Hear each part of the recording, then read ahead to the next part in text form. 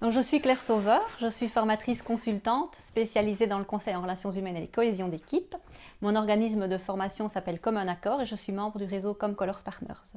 Aujourd'hui, je vais vous parler de la performance des équipes. Constituer une équipe performante, ce n'est pas une chose très facile et réussir à faire évoluer une équipe qui a du potentiel mais qui ne l'exprime pas n'est pas beaucoup plus facile. La complémentarité des personnalités et la capacité des personnes à fonctionner ensemble sont deux éléments clés à la réussite d'une équipe. Pour assouvir nos motivations, on va chercher à occuper un rôle dans l'équipe dans laquelle nous sommes impliqués. Bien sûr, c'est quelque chose qu'on ne fait pas consciemment, c'est une dynamique dans laquelle nous entrons naturellement.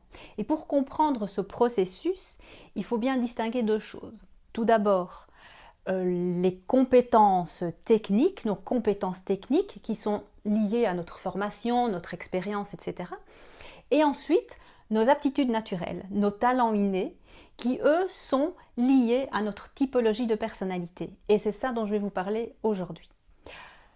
Or, quand on veut constituer une équipe, les premiers critères de choix de manière générale sont les compétences et l'expérience. On se dit qu'en ayant le meilleur des meilleurs, on aura forcément une équipe performante. Mais ce n'est pas tout à fait juste. D'ailleurs, les études sur ce sujet démontrent que ce n'est pas le cumul des compétences qui vont garantir la performance d'une équipe, mais plutôt la complémentarité des rôles nécessaires à la réussite du projet. Alors, qu'est-ce qu'une équipe performante finalement? Comment pourrions-nous définir une équipe performante? En fait, il y a 6 critères importants. Tout d'abord, il faut avoir la conscience qu'on fait partie d'une équipe. Ça, c'est le critère primordial. Avoir conscience qu'on fait partie intégrante de l'équipe. Deuxième chose, il faut des standards de performance très élevés. En fait, il faut des challenges exigeants. Troisièmement, il faut des personnes impliquées, engagées, c'est-à-dire intrinsèquement motivées. Ensuite, il faut un changement au niveau du leadership, c'est-à-dire que le leader ne peut pas être toujours le même. En fonction des situations, il y aura un changement de leadership. Ensuite, il faut en fait une complémentarité des équipiers.